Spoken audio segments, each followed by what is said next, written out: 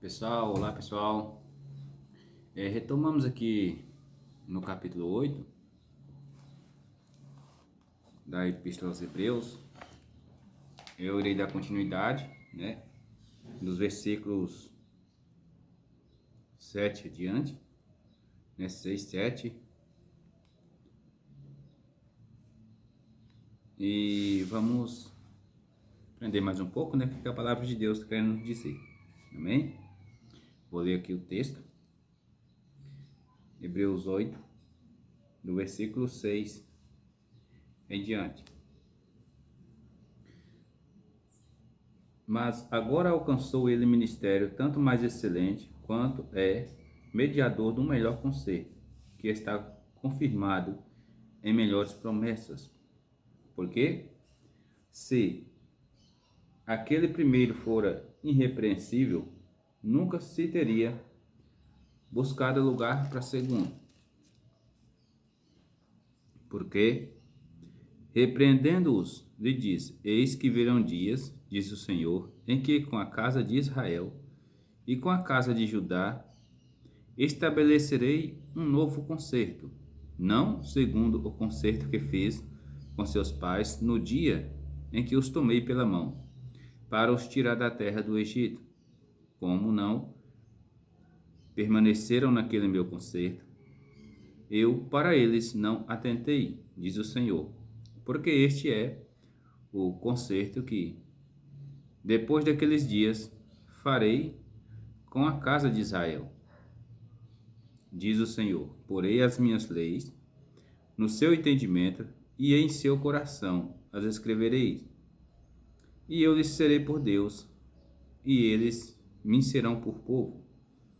E não ensinará cada um ao seu próximo, nem cada um ao seu irmão, dizendo: Conhece o Senhor, porque todos me conhecerão, desde o menor deles até ao maior.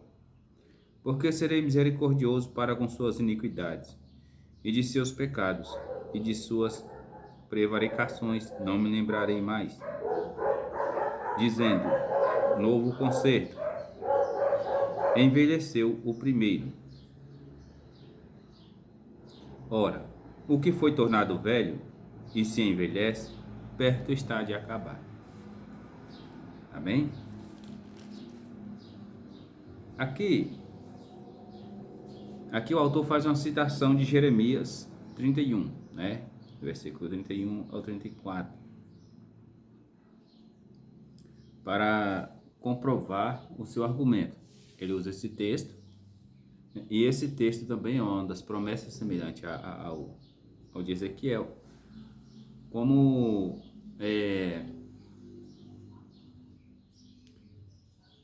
esse é o princípio da regeneração, né?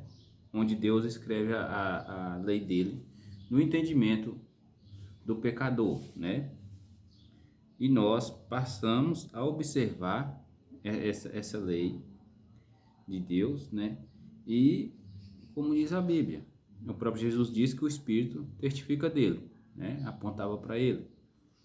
Então, nós procuramos conhecer Deus através da palavra que nos deixou, né? E todo cristão, né, toda pessoa que se diz cristão, é lógico que ela vai observar as Escrituras, né? E se ela tem o Espírito Santo de Deus, ela não cairá em erros e doutrinas das mais variadas que existem por aí, né? Porque a palavra de Deus, ela nos diz que as Escrituras são a sãs doutrina, né? E que doutrinas criadas por homens, né, já não são doutrinas mais de Deus, né? A Bíblia chega a chamar isso de doutrina de demônios. Então, o que passa da palavra de Deus, a própria Bíblia chama de doutrina de demônios. Porque aí é mais fácil você exercer um dogma, né? Uma doutrina criada por homens, do que você obedecer à própria palavra de Deus, o que caracteriza que você é um crente carnal.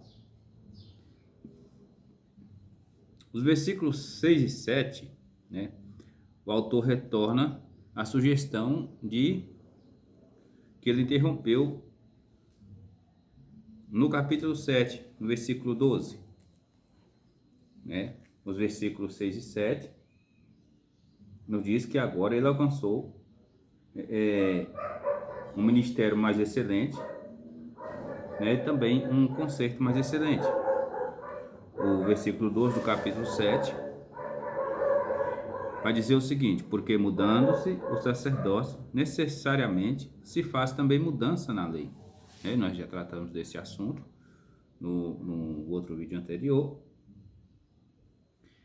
E o que ele está dizendo aqui, querendo dizer que é o seguinte: o antigo sacerdócio estava ligado à antiga lei, né, à sua aliança. E estas duas se foram, né, são plantadas, revelaram-se imperfeitas. Não é que não adiantou nada que o povo fazia na antiguidade, adiantou, né? Ali era um tipo de Cristo, nós já estudamos sobre esse assunto, o sacrifício, o sacerdócio, porém era imperfeito. E nessa mudança, como também nós já estudamos, aqui não existe a tal da sucessão apostólica, né? E nem a sucessão de sacerdócio. Isso aí já foi anulado. Amém? Cristo anulou tudo isso na cruz. Porque, na verdade, Jesus, ele chama o homem, né? Deus, Jesus, Deus, ele chama o homem à liberdade. O que é a liberdade? É a liberdade do pecado, né? Para te libertar do pecado. Liberdade do sistema, né?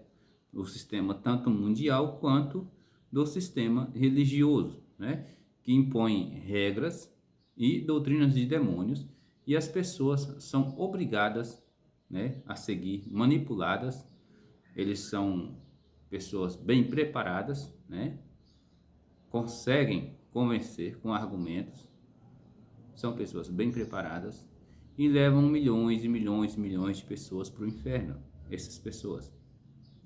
Porém, se você crê que o Evangelho é a palavra de Deus para a salvação, o poder de Deus para a salvação de todo aquele que crê nele, e que o justo, depois que você se tornar justo, você viverá pela fé em Jesus Cristo somente, né? Você é liberto dessa prisão.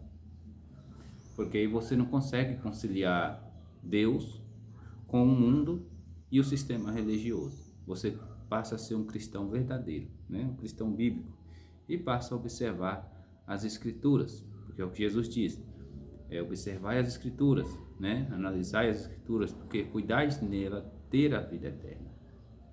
Não é na igreja, não é na denominação, não é na religião, né? Nós temos a vida eterna nas Escrituras. Amém?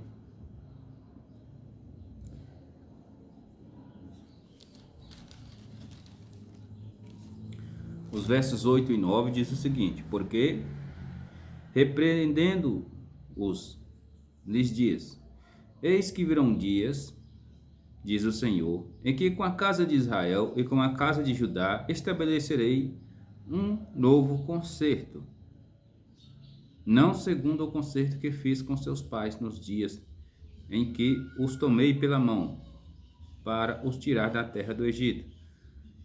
Como não permaneceram naquele meu concerto, eu para eles não atentei, diz o Senhor. Amém? A palavra traduzida por nova, né? Nova e nova aliança, ela é citada em Jeremias 31, né? Como eu disse a vocês, esse texto aqui de Hebreus 8, ele é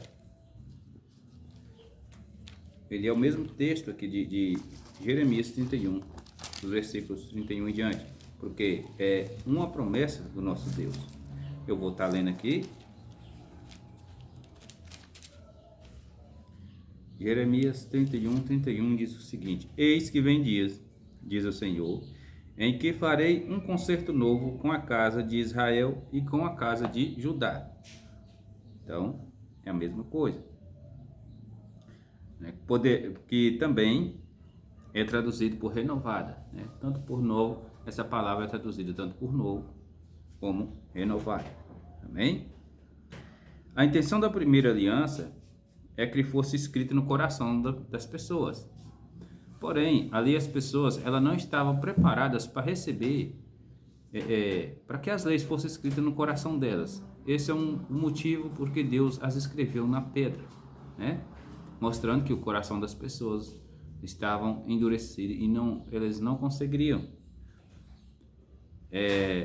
Se a gente lê, se você lê, não sei se você tem costume de ler sua Bíblia, mas se tem, você vai entender uma coisa, que quando Moisés passa a ter uma comunhão mais forte com Deus, né? Ele chega ali no versículo 31, 32 dias, por ali. Ele clama a Deus por uma revelação maior do trono de Deus. E Deus mostra a ele. Deus fala, ó, vou te colocar você, vou te passar, vou te colocar numa fenda e vou passar e tu me verás pelas costas. E Moisés clama, grande é o Senhor em bondade e misericórdia, né? Aquilo ali é lindo demais, aquele texto. Então, meus irmãos, mas isso não deixou de ser profetizado, mas também não deixou de ser promessas, né? Em Deuteronômio 30,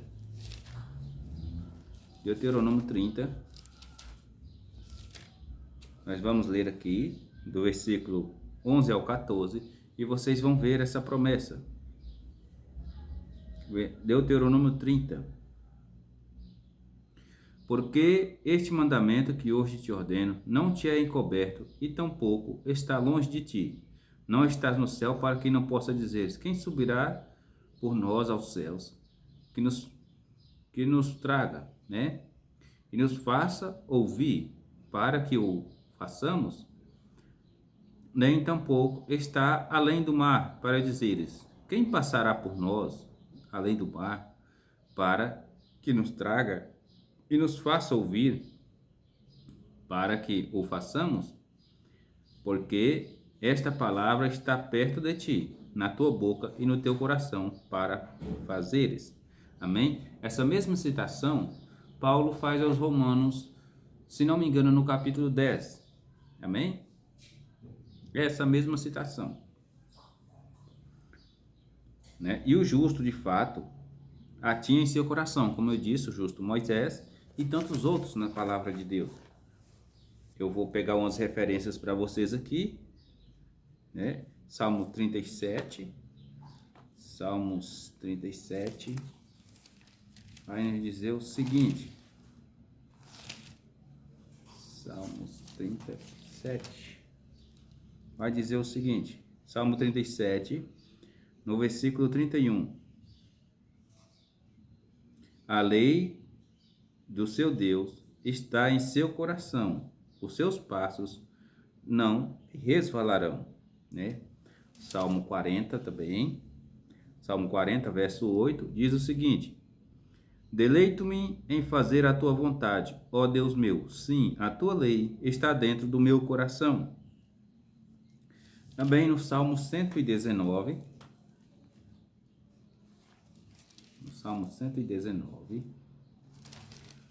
na verdade, o Salmo 119 tem várias passagens sobre isso, né? Salmo 119, versículo 11. Escondi a tua palavra no meu coração, para eu não pecar contra ti. Amém? Isaías 51, 7. Isaías 51, 7, que vai dizer o seguinte, eu estou achando aqui, rapidinho. Isaías 51, 7. Ouvi-me, vós que conheceis a justiça, vós, povo, que cujo coração está a minha lei. Não temais o opróbrio dos homens, nem vos turbeis pelas suas injúrias. Jesus cita essa mensagem dizendo o seguinte, não se turbe os vossos corações. Amém? É a mesma mensagem que Jesus só faz um trocadilho nas palavras. Amém? Vou ler novamente.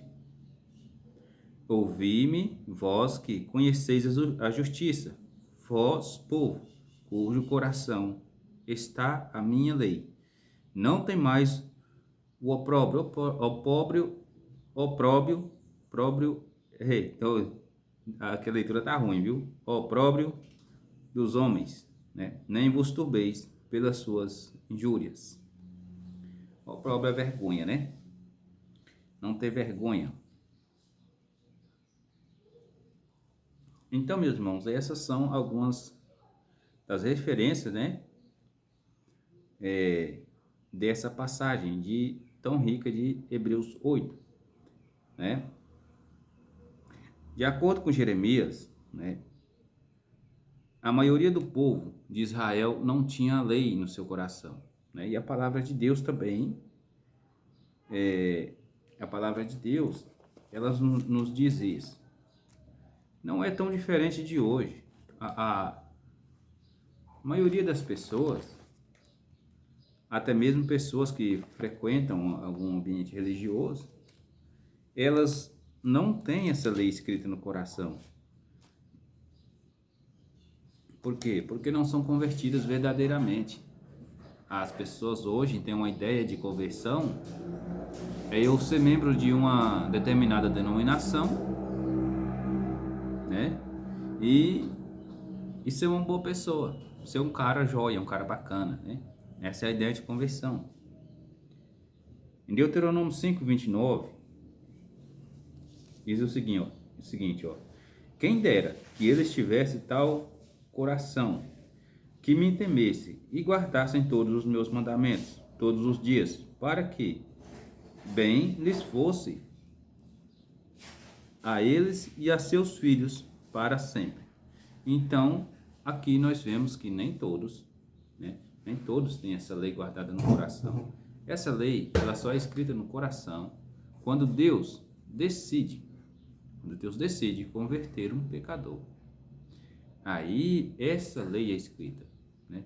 Isso aí é um princípio da regeneração, onde o pecador ele é regenerado pelo Espírito Santo de Deus, né? Onde acontece um novo nascimento. A diferença entre a antiga e nova aliança seria precisamente que, enquanto os israelitas quebraram a primeira aliança, né, a nova lei seria escrita no seu interior e eles conheceriam a Deus. Vamos voltar lá em Jeremias. Aqui nós estamos vendo a citação de Jeremias, que é a mesma citação do texto que o autor usou. Jeremias 31, 32, vai dizer o seguinte: não conformem o concerto que fiz com seus pais no dia em que os tomei pela mão para os tirar da terra do Egito, porquanto eles invalidaram o meu concerto, apesar de eu os haver desposado, diz o Senhor. Aqui, como nós já sabemos, aqui foi o momento que Deus fez o concerto e escreveu as leis na pedra. Amém? A nova lei seria escrita no interior e não mais na pedra. Mas este, versículo 33 de Jeremias 31, mas este é o concerto que farei com a casa de Israel depois daqueles dias, diz o Senhor. Porei a minha lei no seu interior e a escreverei no seu coração, e eu serei o seu Deus, e eles serão meu povo. E não ensinará alguém mais a seu próximo, nem alguém ao seu irmão, dizendo: conhecei ao Senhor, porque todos me conhecerão, desde o mais pequeno até ao maior, diz o Senhor, porque lhes perdoarei a sua maldade, e nunca mais me lembrarei dos seus pecados. Amém? Alguns podem dizer, ou levantar a seguinte questão: isso é só para o povo judeu? Não. Isso aqui não é só para o povo judeu. Acontece que os hebreus, né, os judeus, que os hebreus são os descendentes de Éber, né, são o povo judeu. Então, o que acontece? Aqui o autor está escrevendo a uma classe de crente, um pessoal que tinha se convertido, né, a Jesus Cristo, crido e se convertido a Jesus Cristo. Amém? E por causa da perseguição eles estavam voltando, né, alguns tentando voltar a apostasia às práticas religiosas.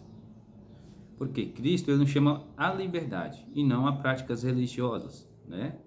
Se o ser humano vem a fazer alguma boa obra, né, essa obra diante de Deus ela só tem valia se for se for uma obra que evidencia a salvação. Você faz porque você já foi salvo e não porque você será salvo, porque aí já não seria mais graça, né? Aí você teria mérito na sua salvação.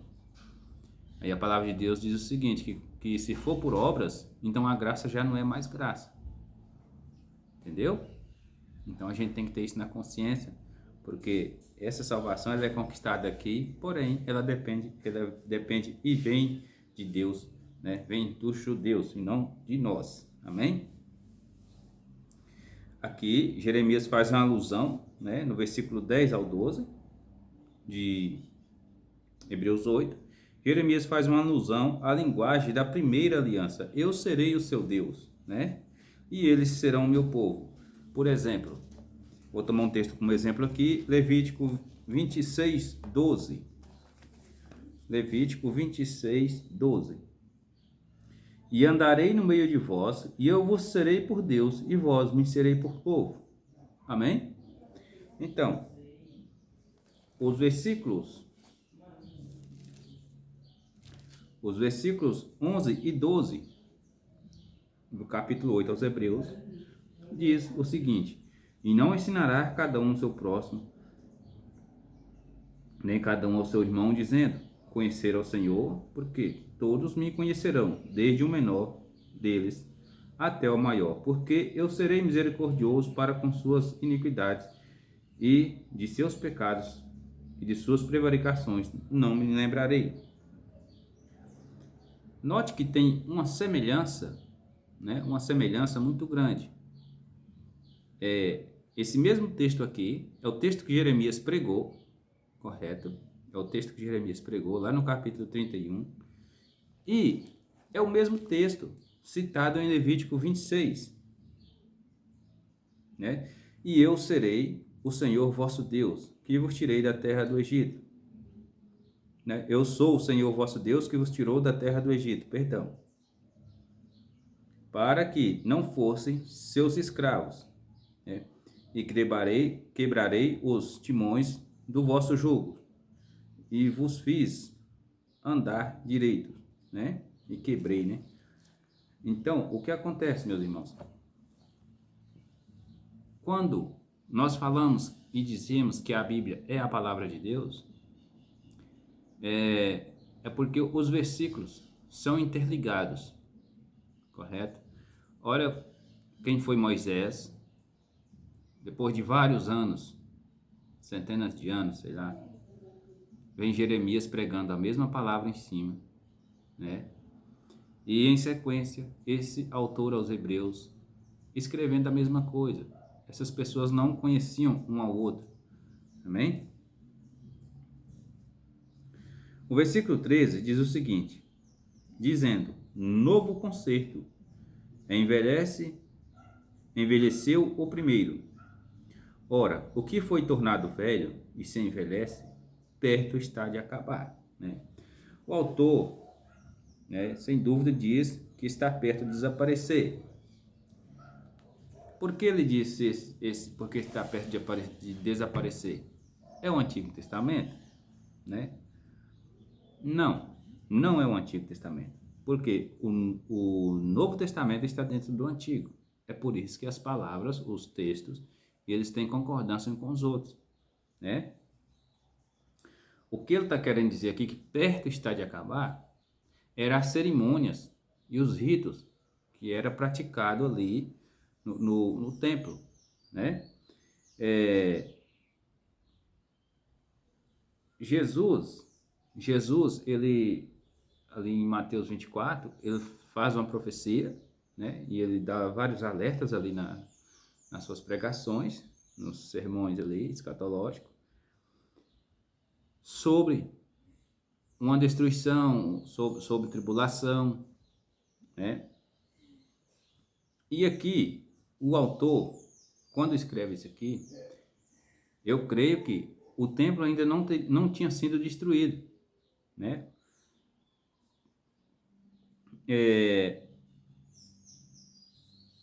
Por quê? Porque o autor diz o seguinte, ó, perto está de acabar. Aquele velho sistema ali, o velho sistema daquele sacerdócio, estava perto de acabar, correto? Como que isso se deu fim naquilo ali? Em 66 depois de Cristo, né, nós sabemos que em 60 ali depois de Cristo, 60 e poucos, 60 em diante, 60 até 70 ali, por ali, houve uma guerra ali, os romanos invadiram Jerusalém, sitiaram Jerusalém, cumprindo as palavras de Jesus, né, cumprindo as profecias de Daniel e de vários outros profetas do Antigo Testamento, e eles derrubaram o templo, né? Derrubaram o templo, profanaram, né? Teve até um imperador na época, eu não me recordo o nome, que ele profanou o lugar santo, né? Que era o lugar santíssimo. Ele fez sexo com a prostituta dentro do lugar santo, né? Que ali é onde ficava a arca. Então, meus irmãos, ali se encerrou literalmente o sacrifício de touro, né? O sacrifício de ovelha, aquilo se encerrou ali. Amém? Por isso que o autor escreve aqui, ó, perto está de acabar. Ora, o que foi tornado velho e se envelhece, perto está de acabar. Então, foi tornado velho aquela prática, né? Aquela prática, aquele sacerdócio. E ali se extingue de vez aquele sacerdócio. Amém? O que eu acho interessante nessa história é que antes de o templo ser destruído pelos romanos, Jesus aparece, né? Deus se faz carne na pessoa de Jesus Cristo, faz o holocausto necessário, né? A propiciação, expiação pelos pecados, só para depois de algum tempo, aparece esse testemunho aqui dessa carta aos Hebreus, só para daí algum tempo ser literalmente interrompidos, para vocês verem o tamanho da veracidade das escrituras. Amém? Não sei, não tem data certa, né? Não tem um ano correto em que essa carta aqui foi escrita, mas tudo indica que foi antes de 60, antes de 66 depois de Cristo, né? Porque em 66 depois de Cristo, o serviço ali no templo foi literalmente interrompido. Amém? E hoje nós vemos e entendemos, né? Nós entendemos que essa destruição, como o templo ali era muito grande e ia gente de todo lugar do mundo para lá fazer essa adoração lá, ali era muito rico, muito ouro. A história conta que lá tinha uma árvore feita de ouro, que cada ano eles cresciam um galho naquela árvore, né? De tão grande que ela era. Hoje a gente entende o porquê, né? O Roma se tornou tão grande no quesito religioso, né? Até hoje isso aí domina toda a América Latina, a gente sabe. E a gente vê que muitas coisas vêm de roubos, né? Roubos, saqueamento que a gente sabe mais é sobre o saque que fizeram dos judeus, né? Em Jerusalém. Mas e quantos outros lugares que eles dominavam também que não foram saqueados, não é verdade? Então, meus irmãos, Jesus ele nos chama, nos convida. E o fim de Amém se liberte desse sistema maligno, né? Deus não cabe na religião, porque Deus é muito grande para a religião. Não é verdade? Deus não está na política. Deus não está na religião. Correto? Deus não está nessas coisas. Deus não está no mundo. Ele domina, mas ele não está. Porque o mundo jaz no maligno e Deus não é o maligno. Amém? É bom a gente ter essa mentalidade. Porque ele fala, eu habito no alto e sublime trono e habito no coração quebrantado e contrito. Então, se Deus não habitar em você, nem templos e nem religiões, é que ele não vai habitar. E nem os religiosos. Porque o religioso, ele não dá espaço para Deus, né? Ele passa a amar a religião. Ele ama a religião que ele serve. Ele não ama a Deus. E ele acha que por ele amar a religião, Deus tem alguma obrigação com ele. E as coisas não funcionam dessa maneira. Porque o nosso Senhor diz o seguinte: buscai primeiro o reino de Deus e a sua justiça, né? É não buscar primeiro a religião, é buscar primeiro o reino de Deus. Aí as pessoas associam o reino de Deus com religião, e não é a mesma coisa. É uma coisa totalmente diferente, não é verdade? Eu já expliquei isso aqui, se não me engano foi no capítulo 3, que pertencer a Cristo, pertencer a Deus, né? Quando você recebe o perdão dele pela fé, você é perdoado pela fé, você recebe a Jesus, né? Porque receber Jesus é receber o perdão dele, receber a misericórdia, né? Ele passa a ter domínio sobre sua vida. Então esse é o reino de Deus. É por isso que o sacerdócio levítico não foi perfeito, né? Era apenas um tipo. Aquilo era uma representação do que viria. Os sacrifícios, os rituais, era tudo uma representação do que viria. Cristo foi o nosso Cordeiro perfeito, né? Ele fez o sacrifício perfeito. Amém? Ele é o nosso sacerdote perfeito. Ele é o nosso advogado perfeito. E nós somos chamados à perfeição, né? As pessoas dizem, não tem ninguém perfeito. Aparentemente não. Nós todos somos meio feinhos, né? Nem todo mundo vai achar a gente bonito. Aí as pessoas julgam a perfeição por isso. Mas se você for estudar o corpo humano, você vai ver, não, isso é uma máquina perfeita, né? Com milhares de órgãos, até nossos fios de cabelo. É uma coisa tremenda, Só um olho, se não me engano, tem cerca de 200 músculos no olho. Então, se isso não for perfeito, o que seria, né? Amém? Que todos fiquem com Deus. Eu vou parando por aqui, já tem meia hora de vídeo. Não é verdade? E depois eu volto no capítulo 9 dos Hebreus. Amém?